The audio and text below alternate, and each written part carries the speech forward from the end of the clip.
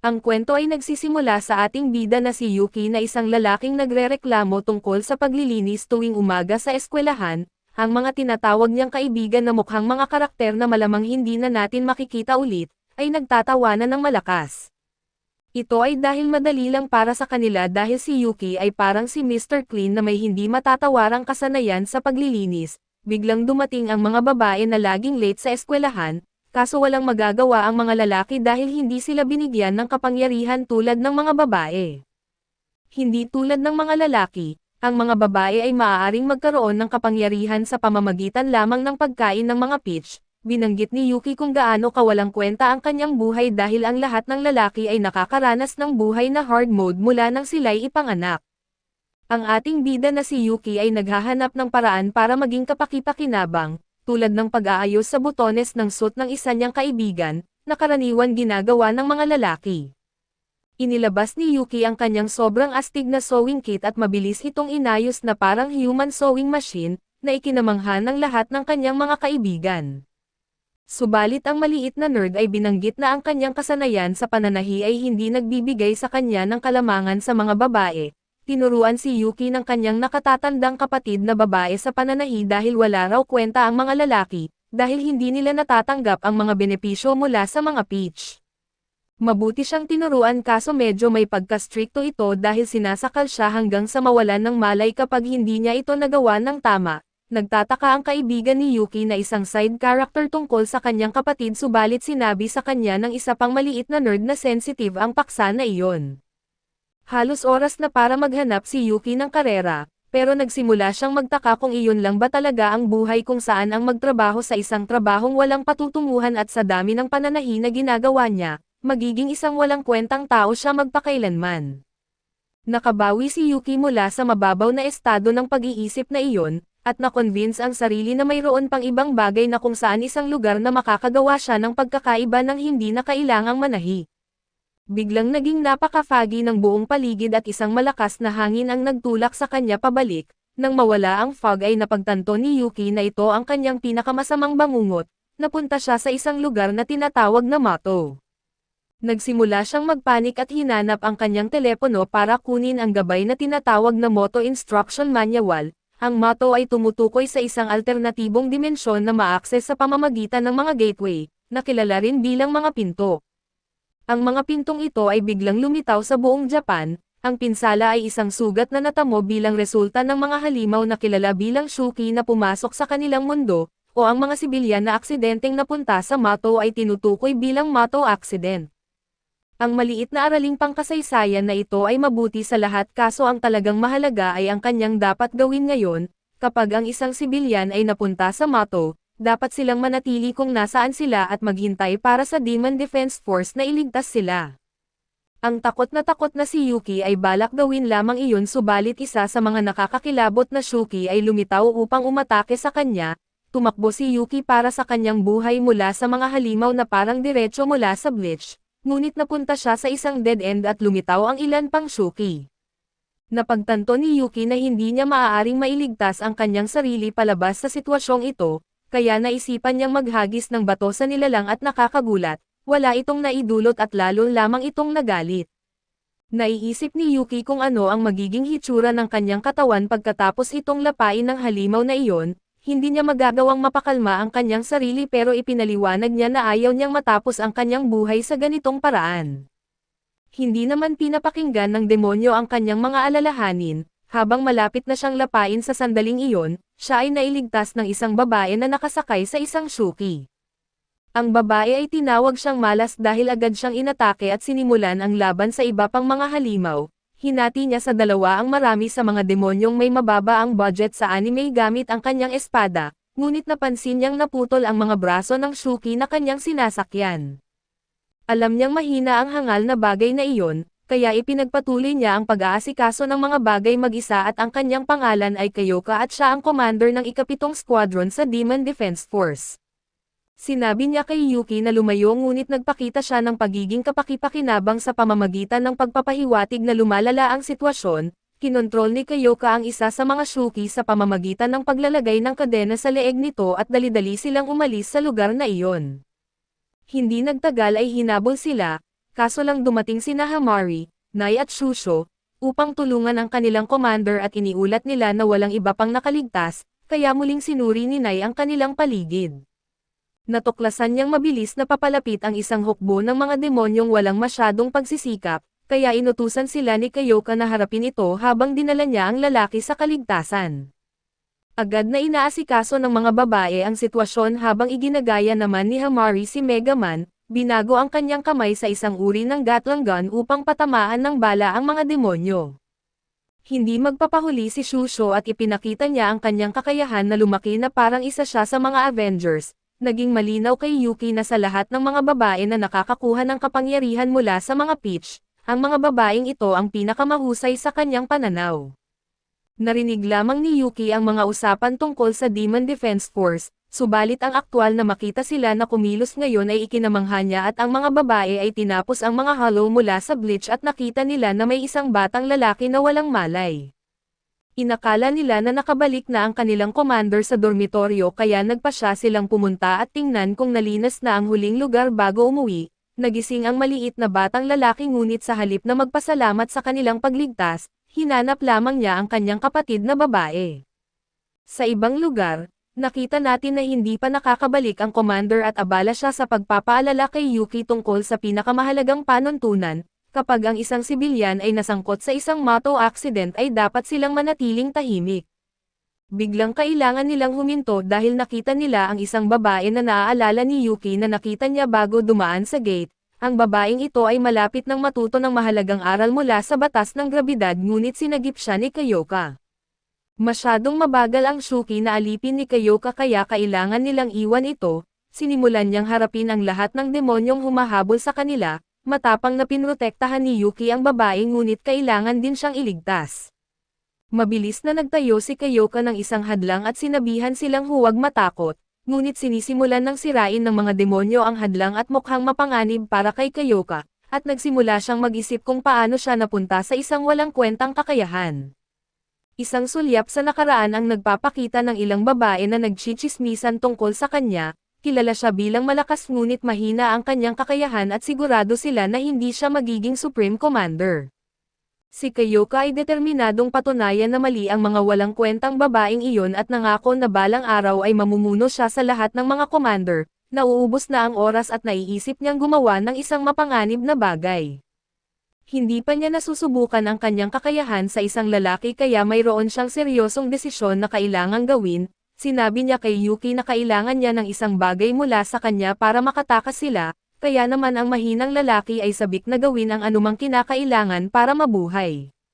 Hindi niya inaasahan ang mangyayari dahil ipinaalam sa kanya ni Kyoka na siya ay magiging alipin niya, mukhang medyo mapanganib ang proseso, dahil sinabihan ni Shoka ang maliit na batang babae na lumayo at takpan ang kanyang mga mata. Ipinaliwanag ni Kyoka na kung si Yuki ay magkakaroon ng pinahusay na lakas, may pagkakataon silang makaligtas na nabubuhay. Hindi makapaniwala si Yuki na gusto siyang ipaharap sa mga demonyo kaso pinatungan siya ni Kyoka at ipinaalala sa kanya na sinabi niyang gagawin niya ang lahat ng kinakailangan. Pagkatapos ay ipinaliwanag niya na oras na para yumukod si Yuki sa kanya. Ang mga salitang iyon ay tumama kay Yuki na parang isang trakon, at bagamat hindi pa niya kailanman nahawakan ang babae siya ay kumilos sa instinct. Inilabas ni Yuki ang kanyang daliri at sa ilang kakaibang dahilan, sinabi ng kanyang instincts na dilaan ito at sa sandaling nadikit ang kanyang dila sa maruming daliri ng babae, ang mga kadena ng enerhiya ang umikot sa kanya at isang malakas na kapangyarihan ang sumabog mula sa kanyang katawan, at nag-transform si Yuki sa isang nakakatakot na demonyo.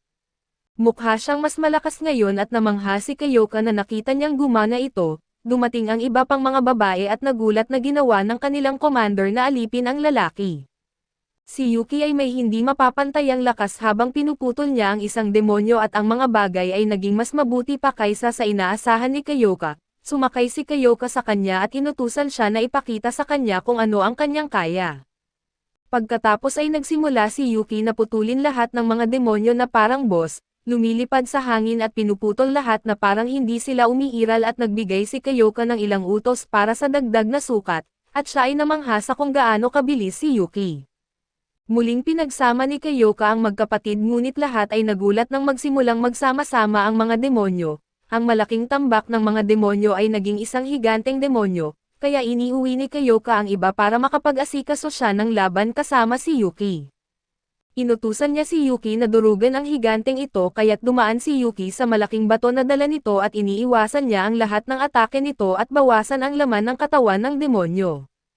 Sumabog ang bagay na iyon sa isang malaking paraan, iniwan ang lahat ng mga babae na tila hindi pa umaalis na nagtataka kung sino sa mundo ang lalaking ito. Tinapos ni Kyoka ang kanyang kakayahan at ibinalik si Yuki sa kanyang napaka-average at pangkaraniwang sarili. Tinanggihan ni Kyoka ang alok ng ibang babae na umuwi na parang bastos dahil kailangan niyang magkaroon ng napakahalaga at lihim na pag-uusap sa kanyang bagong laruan.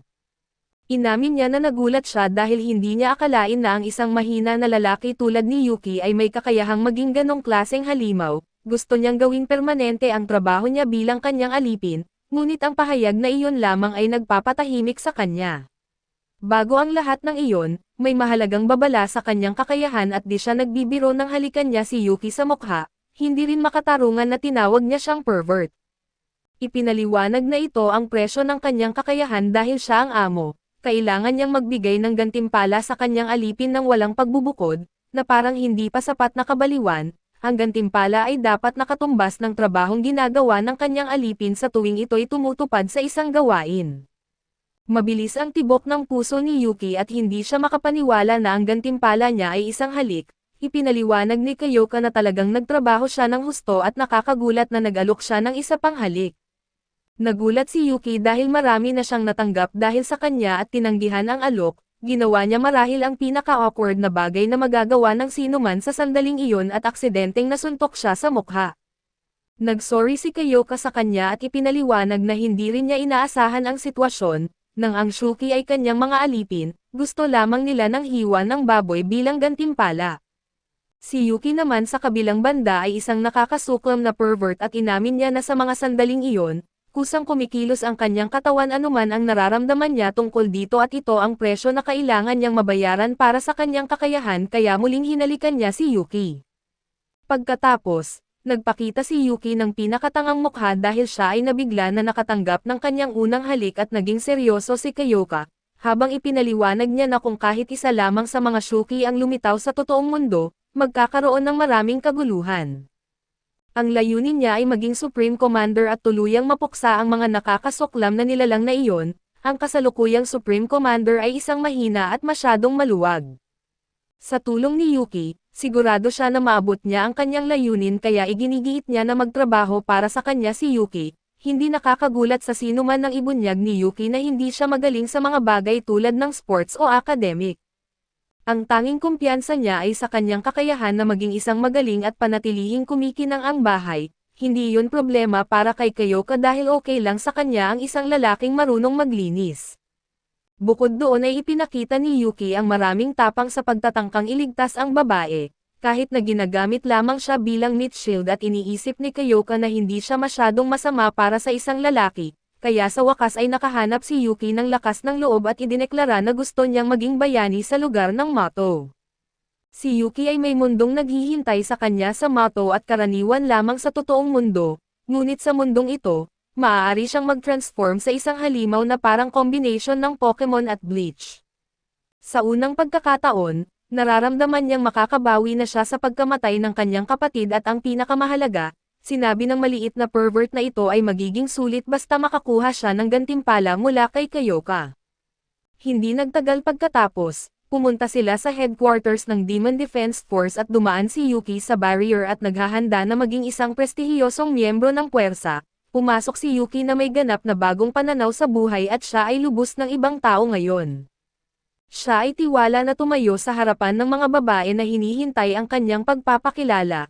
Ang mga babae ay nagtataka lamang kung sino ang nerd na iyon, at si Kyoka ay nagpakilala sa kanya bilang caretaker. Ipinaliwanag niya na sa labanan ay magiging alipin siya ni Kyoka, ngunit sa dormitoryo ay siya ang caretaker ng mga babae at ilan sa mga babaeng ito ay hindi pa nakakita ng lalaki. Ngunit ipinaliwanag ni Kyoka na silang lahat ay mahusay na mandirigma. Mayroon silang makukulay na personalidad kaya ang kanilang mga caretaker ay hindi karaniwang tumatagal. Si Yuki ang perpektong halimbawa dahil siya ay kasing boring at mahusay siya sa paglilinis. Galit si Yuki dahil inakala niyang magiging bahagi siya ng Demon Defense Force, ngunit ipinaliwanag ni Kyoka na bawal ang mga lalaki sa kanilang grupo at inutusan niya ang mga babae na ipadama na nasa bahay lang si Yuki, kaya agad nilang sinabihan siya na gawin ang mga gawaing bahay. Halos hindi makasabay si Yuki, ngunit sinay lang ang mabait sa kanila at sinabi sa kanya na magiging maayos ang lahat. Mabilis na ipinunto ng iba na may kapangyarihan sa kanya ang maliit na batang babae kaya hindi siya dapat lumabag dito. Nasira ang mga pangarap ni Yuki na magkaroon ng makabuluhang buhay, habang siya ay nalugmok sa malalim na depresyon sa pagkakaroon ng obligasyon na sundin ang mga utos ng isang bata, ngunit baka hindi naman ganon kasama ang sitwasyon. Samantala ay malugod na tinanggap si Yuki ni Kyoka sa kanilang squadron, makalipas ang ilang panahon, ipinagmamalaki ni Yuki na natapos niya ang kanyang paglilinis ngunit iniisip kung paano hindi maganda ang tanawin sa lugar na iyon. Biglang isang Shuki na akala'y sneaky ang umatake kay Yuki, pinigilan ng barrier ang hangal na hollow at dumating siya upang suriin kung ayos lang siya. Ipinaliwanag niya na ang ikapitong squadron ay nandoon sa di maswerteng southwest area ng Mato, kaya mas maraming Shuki ang lumilitaw roon kumpara sa ibang dorms. Ang Mato ay isang alternatibong dimensyon na kasinlaki ng lungsod ng Tokyo at hinati ito sa 8 lokasyon, bawat isa ay may sarili ring Demon Defense Force at itinuturing ni Nai ang kanyang sarili bilang guro ni Yuki, ngunit hindi sigurado si Yuki kung masanay siya sa isang bata bilang kanyang nakatataas. Hindi muna pinansin ni Yuki iyon dahil iniisip niya kung dapat ba nilang gawin ang isang bagay tungkol sa Shuki na nakatambay lang doon. Subalit ipinaliwanag ni Nai na ito ay isang maliit na isda lamang at pwede nilang baliwalain. Hindi sumasang-ayon si Hamari sa kanya dahil nag-megaman siya sa Shuki at binaril ito gamit ang kanyang Gatling gun, nainis si Yuki dahil muntik na silang matamaan, ngunit ipinunto ni Hamari na kung tinamaan siya ay malamang tadtad na sana siya ng bala. Sinabihan siya ni Hamari na maghanda ng hapunan at ipinaalala sa kanya na nandoon lamang siya dahil kay Kyoka. Nagsimula nang isipin ni Yuki na sobrang pangit maging caretaker at may kakaibang pakiramdam siya na parang may nararamdaman siyang iba ng gabing iyon. Lahat ay nasisiyahan sa kahusayan ni Yuki sa pagluluto at kahit si Hamari na masama ang ugali ay humingi ng isa pang serving, siya ay nasiyahan sa lahat ng papuri at pinanatili pa rin ang magandang saloobin kahit na pinaalalahanan siya sa iba pang tungkulin. Bumalik sa trabaho ang tanga ngunit sa wakas ay naalala niya na gusto niyang maging bayani at hindi isang katiwala. Binanggit ni Yuki ang kanyang mga alalahanin tungkol sa paggawa lamang ng mga gawaing bahay buong araw, ngunit ipinaliwanag ni Kyoka na gagamitin niya siya sa labanan kapag kailangan. Inutusan siya ni Kyoka na magtuon sa pag-aalaga ng bahay hanggang sa oras na iyon at nang sa wakas ay ipinagtanggol niya ang kanyang sarili, nagbanta si Hamari na puputulan nito ang ulo niya. Kinilala ni Kyoka na maaaring hindi komportable ang iba sa isang lalaki bilang isang caretaker, subalit magaling si Yuki sa paglilinis at mahalaga din siya sa kanyang kakayahan, hinihiling niya na subukan nilang maging mabait sa kanya at sinabi kay Yuki na huwag mag-alala dahil puputulan niya ang pagkalalaki niya kung may gagawin siyang mali. Nang gabing iyon, si Shusho, na nanliit sa kanyang maliit na anyo, akala niya nahuli niya si Yuki na namboboso sa isa sa mga babae kaya nagbanta siyang magsusumbong sa commander. Ipinaliwanag ni Shusho na ang kanyang kakayahan ay nagpapahintulot sa kanya na lumaki o lumiit, at kumuha siya ng compromise na larawan at na-curious siya kay Yuki kaya binabantayan niya ito.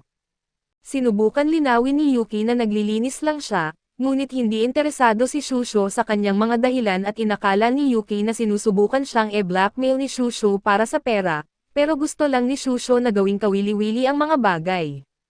Gusto niyang maging alipin niya si Yuki, ngunit sinubukan niyang ipaliwanag na siya ay alipin na at pinilit siya ni Shusho na linisin ang kanyang kwarto at nabigo ang kanyang tangka na burahin ang larawan.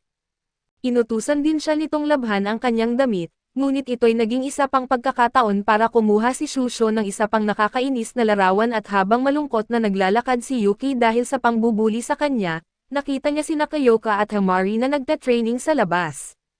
Biglang may lumitaw na Shuki at ginamit ni Kyoka ang pagkakataon para ipakita kay Hamari kung paano ito gawin, ganap niyang winasak ang halimaw na parang galing sa low-budget na anime, ikinagulat ni Yuki at ikinamanghan naman ni Hamari.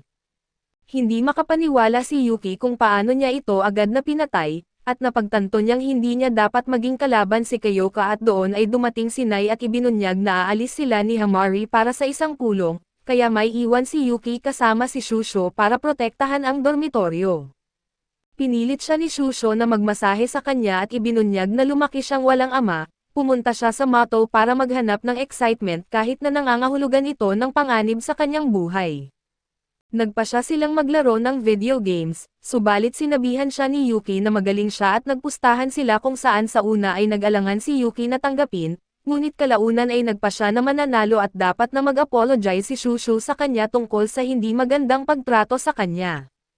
Ngunit talo siya sa bawat laro at dahil dito, nawala ang kanyang shirt at biglang kailangan nilang magmadali palabas dahil may lumitaw na higanteng Shuki na umaatake sa barrier. Iniisip ni Yuki na dapat silang manatili sa likod kaso ipinakita ni Shusho kung gaano siya kalaki. Ginawa ni Yuki ang lahat ng kanyang makakaya para makasabay, ngunit mabilis na lumalapit ang mga higanteng ito para makipaglaban at sinubukan ng monster na makipaglaban kay Shusho, ngunit madali niya itong nahuli at binagsak sa lupa. Namangha si Yuki nang madali niyang mapagtagumpayan ito. Ipinadala ni Shusho ang halimaw sa himpapawid bago ito suntukin pababa at durugan sa ilalim ng kanyang mga paa, nang liit si Shusho ng kaunti dahil ang pagiging ganoong kalaki ay lubhang nakakapagod.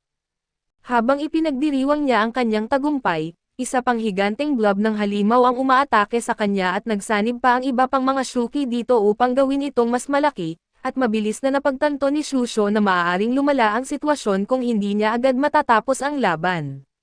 Sinubukan niyang gamitin ang kanyang kakayahan para lumaki palalo, kaso sa hindi malamang dahilan ay hindi ito gumana at sa huli ay nahuli siya ng mga halimaw kaya hindi siya makagalaw, at nasuntok siya ng kalaban. Si Yuki ay lubos na nawalan ng pag-asa at wala nang magawa kundi panoorin, habang ang higanteng halimaw ay nakakalamang na may isa pang malakas na suntok. Hinahangad ni Yuki na sana ay makapag-transform siya sa sandaling iyon, ngunit imposible ito nang wala si Kyoka. Nais niyang may magawa siya at naalala niya na nag-transform siya nang madilaan niya ang kamay ni Kyoka. Naisip ng henyo na halikan ang isang bagay na pagmamay-ari ni Kyoka kaya dali-dali siyang pumunta sa laundry room. Hindi gumana ang pagdila sa kanyang guwantes subalit nagsimula ito ng pagbabago, kaya tama ang kanyang direksyon at ang pagsubo ng kanyang mukha sa shirt niya ay nag-transform sa kanyang paa, ngunit kailangan niya ng isang bagay na magdudulot ng mas malakas na reaksyon. Sa huli ay natagpuan niya ang kanyang boots, ngunit nagsimula siyang magtanong kung ano ang sinasabi nito tungkol sa kanya bilang isang tao. Lumalala na ang sitwasyon para kay Shusho sa labas, kaya dali-dali siyang lumabas na may dala-dalang boots ni Kyoka. Wala nang oras, kaya kailangan niyang kumilos ngayon kung talagang gusto niyang maging bayani, kahit na nangangahulugan ito na dilaan ang isang boots at malungkot na ginawa nga ito ni Yuki at biglang sumabog ang kapangyarihan mula sa kanyang katawan. Pabalik sa labanan, napagtanto ni Shusho na maaaring nasobrahan siya sa pag-transform sa kanyang jumbo size at di nagpapakita ng pagbagal ang halimaw, ngunit napagtanto ni Shusho na malapit na siyang bumalik sa normal na sukat. Biglang bahagyang nag-transform na si Yuki at tumakbo patungo sa kanya, determinadong subukan ang kanyang makakaya kahit hindi siya ganap na malakas. Pinigilan ni Shusho ang halimaw na makagalaw at binigyan si Yuki ng perpektong target. Binigyan niya ito ng isang malakas na sipa, lubos na winasak ang ulo ng halimaw at nanalo sa labanan at inisip ni Shusho na sobrang walang ingat si Yuki sa pakikipaglaban na may kalahating lakas, ngunit ginawa niya ito dahil tinawag siya ni Shusho na duwag at sinabihan na lumayo bago ang labanan. Pagkatapos, inayos ni Kyoka ang katawan ni Yuki dahil mayroong masakit na epekto sa pagpuwersa ng pagbabago sa kanyang katawan. Tinukso siya ng iba dahil hindi siya makagalaw pagkatapos ng ilang minuto ng labanan, ngunit sinabi niya na hindi pa niya natutunan kung paano gamitin ang kanyang kapangyarihan. Nagtataka siya kung dapat ba nilang ayusin ang barrier, ngunit ipinahayag ni Kyoka na ang mga barrier na nagpoprotekta sa mahahalagang lokasyon ay may espesyal na katangian, kaya hanggat ang pinsala ay kaunti lang ay mag-aayos ito ng kusa. Napagtanto ni Yuki na ito ang nagpapaliwanag sa nangyari noong inatake sila ng Shuki kanina. Bumalik si Kyoka sa pag-aayos kay Yuki, ngunit sobrang sakit nito at naiisip niya kung ito ba ang gantimpala niya sa pagpoprotekta sa dormitoryo. Pinagalitan ni Kyoka si Shusho dahil sa pagmamaliit sa kanilang kalaban, at inutusan siyang tumulong kay Yuki sa kanyang mga gawain bilang parusa. Kaso nang umalis sila ay ipinahayag ni Shusho na mayroon pa siyang mas controversial na mga larawan, kaya patuloy siyang magiging amo ni Yuki. Napagtanto ni Yuki kung gaano kalala ang kanyang sitwasyon at nagtataka siya kung magiging malaya pa siya. Sa ibang lugar ay nakita natin na nasira ang isang barrier at dumating ang isa pang puwersa ng demonyo upang alamin ang sanhi, at sinabi ng isa sa kanila sa iba na ipaalam ito sa kanilang commander. Ang natitirang babae ay naghahanda para sa laban at napagtanto niyang ang kanyang kalaban ay hindi ordinaryong Shuki. Lubos na binaliwala ng halimaw ang kanyang atake at hinuli ang dalawang tumakas, at ipinakita ang sarili nito na itulak ang unang babae pabalik. Ang Mega Shuki ay handa nang kainin siya, subalit inutusan ito ng isang misteryosong babae na tumigil at habang nakasakay sa Shuki, ipinaliwanag ng misteryosang babae na nararamdaman niya ang presensya ni Yuki sa lugar ng mato at oras na para bisitahin siya. Samantala, dinala ni Kyoka si Yuki sa pamamagitan ng isang gateway at pinapahintay siya habang may mahalagang papeles siyang inaasikaso. Hindi makapaniwala si Yuki sa kung gaano kabaliw ang paglalakbay sa ibang dimensyon dahil 50 minuto lamang ang biyahe sa kabilang panig para makarating doon. Bumalik si Kyoka, kaya doon ay sinabi niya sa kanya na tamasahin ang sariwang hangin habang maaari dahil bihira ang pagkakataon na magkaroon ng oras na libre. Nagtataka si Yuki kung saan sila pupunta ngunit hindi siya sinagot ng seryosong si Kyoka. Pabalik sa Mato, hinahanap ni Shusho si Yuki at nalaman niyang dinala siya ng commander sa pamamagitan ng Yamagata Passage. Medyo nagulat siya sa unang ngunit naalala niya ngayon ay isang mahalagang araw.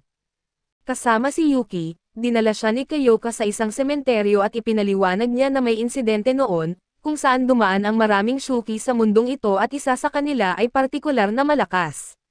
Malinaw na naalala ni Kyoka ang araw na iyon at inilarawan niya ang malakas na behemoth na may solong sungay. Talagang tamatak ito sa kanya bilang bata habang pinupuksan nito ang kanyang bayan, kaya tinawag niya itong Unicorn. Lahat ng Shuki na tumawid ng araw na iyon ay tinanggal ng Demon Defense Force na dumating upang tumulong, ngunit matapos suriin ang mga talaan, natuklasan ni Kyoka na ang Unicorn ay nakatakas. Ito lang ang Shuki na gumawa nito at gumamit ito ng gateway para bumalik sa Mato. Buhay pa ang Unicorn na ito at nagagalit si Kyoka habang ipinaliwanag niya na mayroon siyang personal na laban-laban sa malakas na demonyong ito. Nagsumpa siyang wawakasan ang pag-iral nito, at gusto ni Kyoka na tiyakin ni Yuki na handa siya para sa araw na iyon at ito ang dahilan kung bakit niya dinala si Yuki sa sementeryo, upang ipakita sa kanya ang lahat ng taong nais niyang ipaghiganti. Pagkatapos ay dumating na ang oras para bumalik sa Mato. Kaso gusto ni Yuki na magpahinga muna ng kaunti at tiningnan ni Yuki ang mga review sa Yelp at nalaman niyang sikat ang isang cafe malapit doon sa kanilang mga parfait. Ipinaliwanag ni Kyoka na mas mahalaga ang pagbabalik sa Mato, subalit madali siyang napapayag ni Yuki sa pamamagitan ng larawan ng isang kaakit-akit na parfait. Nagulat si Kyoka sa pagiging assertive ni Yuki kaso mas nababahala pa rin siya sa Mato. Inilahad ni Yuki na nawala ang kanyang kapatid sa isang model mishap kaya naiintindihan niya ang nararamdaman ni Kyoka. Matalino si Yuki dahil sinabi niya na maaaring mawala ang pagkakataon ni Kyoka para sa paghihiganti kung siya ay mamamatay sa kanyang pagsisikap. Napagtanto ni Kyoka na hindi lang assertive si Yuki, kundi mapanghikayat din at natagpuan ni Kyoka na masarap ang lasa ng parfait at ang ngiti niya ay nagdala kay Yuki ng mga alaala tungkol sa kanyang kapatid. Palagi silang magkasundo at lagi siyang hinihikayat na matuto ng mga bagay tulad ng pagluluto at paglilinis. Biglang nakatanggap si Kyoka ng tawag na pang-emergency mula sa Mato at hindi ito tungkol sa buhay at kamatayan kaso mayroong seryosong nangyayari. Biglang natapos ang kanilang break time at hinikayat ni Kyoka si Yuki na mag-transform sa kanyang demon form upang mabilis silang makabalik. Ginantimpalaan ni Kyoka si Yuki dahil bahagi ito ng kanyang kapangyarihan. Sa pulong, ipinaalam kay Kyoka na may natuklasan sa mga patrol na isang hugis crater na formation na lumitaw kasama ang malaking bilang ng Shuki. Isang sulyap lang ni Yuki sa iPad at nagulat siya na makita ang daan-daang Shuki sa radar. Namangha rin si Kyoka dahil hindi pa niya nakita ang ganito dati. Ginamit ni Nai ang kanyang kakayahan para ipahayag na hindi umaalis ang mga Shuki at tila gumagawa ng uri ng pugad. At ang pagpuksa sa lahat ng mga Shuki na ito ay magiging malaking gawain para sa kanilang squadron at dito ay napupuno ng determinasyon si Yuki. Idineklara ni Kyoka na gagamitin nila ang tatlong sasakyan at nagulat si Yuki na ituring siya bilang isa sa mga sasakyang ito. Maagang umalis si Yuki kasama ang iba at tinawag siya nilang Wild Beast. Pagdating ni Yuki at Kyoka sa crater, Naisip niya kung gaano nakakakilabot kung mayroong maipit doon kasama ang lahat ng Shuki. Gusto niyang simulan ang pagpuksa sa kanila ngunit sinabihan siya ni Kyoka na maghintay sa kanyang utos. Una nang umatake ang iba at ipinaliwanag ni Kyoka na kung lalabas ang mga Shuki, mas madali itong mapuksa kaysa isa-isa, malalakas ang mga Shuki ngunit simple ang kanilang estilo ng paglaban. Basta't susundin nila ang kanilang estratehiya, imposible para sa kanila na matalo at sinabihan ni Kyoka si Yuki na maging handa dahil sisimulan nila ang kanilang pag-atake kapag umabot na sa rurok ng laki ang isang higanteng Shuki.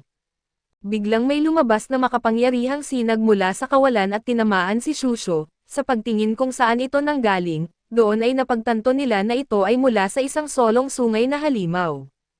Agad na nakilala ito ni Kyoka bilang ang halimaw na pumatay sa maraming tao. Inatake nito sila at lubos na winasak ang kanilang truck at ang babae na nakasakay dito ay nagpahayag na sumali siya sa labanan. Nagulat si Hamari na makapagsalita ang babae dahil inakala niyang isa itong halimaw, ngunit ito'y nagalit lamang sa kanyang reaksyon at nagpaputok siya ng malakas na atake, ngunit nagawang harangin ito ni Hamari sa pamamagitan ng pag-transform ng kanyang braso sa isang kalasag. Gayunpaman, masyadong malakas ang atake at nasira ang kalasag ni Hamari at siya ay tinamaan ng mapanirang sinag. Mabilis na sumugod si Yuki at Kyoka para umatake at nagawa nilang maitulak pabalik ang unicorn. Nasiyahan ang babae sa kanilang kapangyarihan, ngunit galit si Kyoka na muling makaharap ang halimaw na ito at natuwa ang babae na may palayaw sila para sa demonyo, at si Yuki naman ay nagulat sa kung gaano kakilakilabot ang hitsura ng halimaw na sumisira sa bayan ni Kyoka. Lahat sa kanilang koponan ay nasa masamang kalagayan, at hinihingi ni Kyoka na malaman kung sino ang babae at ipinaliwanag ng babae na siya ang pinakamalaking kaaway ng Demon Defense Force, at nagulat si Kyoka nang ilabas ng babae ang isang motto peach. Nagtaka ang babae kung nakita ba ni Kyoka ang kanyang nakababatang kapatid, ngunit hindi sumagot si Kyoka at ginamit ng babae ang peach bilang panggambala para makagawa ng sneak attack, ngunit agad na naharangan ito ni Yuki. Gumamit sila ng isang uri ng galaw ngunit walang epekto ito sa babae. Ipinaliwanag ng babae na palaging sumusunod sa kanya ang kanyang nakababatang kapatid noong bata pa sila, ngunit nang lumaki ito ng kaunti, naging pasaway ito. Habang nakakalamang ang babae sa labanan, ipinaliwanag niya na ang paglaki ng kanyang kapatid ay nangangahulugan lamang na maaari na niyang simulan na turuan ito ng tamang asal. Hindi matukoy ni Yuki kung ang babae ay isang Shuki o hindi, ngunit tiyak niya na naiba siya sa anumang kalaban na kanyang nakaharap. Naghahanda ang babae na banggitin ang pangalan ng kanyang kapatid ngunit naputol siya ng biglaang pagsanib ng mga Shuki sa isang higanteng halimaw. Labis na nagalit ang babae sa pagkagambala, subalit pinaalala nito kay Yuki ang tungkol sa kanyang kapatid at nangingit-ngit sa galit ang babae dahil sa pagkagambala, habang pinag-uusapan ang kanyang kapatid at agad niyang dinurog ang higanteng halimaw. Pinakain niya ang labi ng demonyo sa unicorn, at doon lang napagtanto ni Kyoka na maaaring siya ang Supreme Commander ng mga Shuki. Nadismaya ang babae na hindi alam ng iba ang tungkol sa kanya at madali niyang inihilagan ang atake ng ating bayani. Ipinaliwanag niya na ito ay isang mundo na puno ng sumpa at pinaghiwalay sina Kyoka at Yuki gamit ang isang atake. Humanga ang babae sa lakas ng Shuki ni Kyoka at hinawakan ito.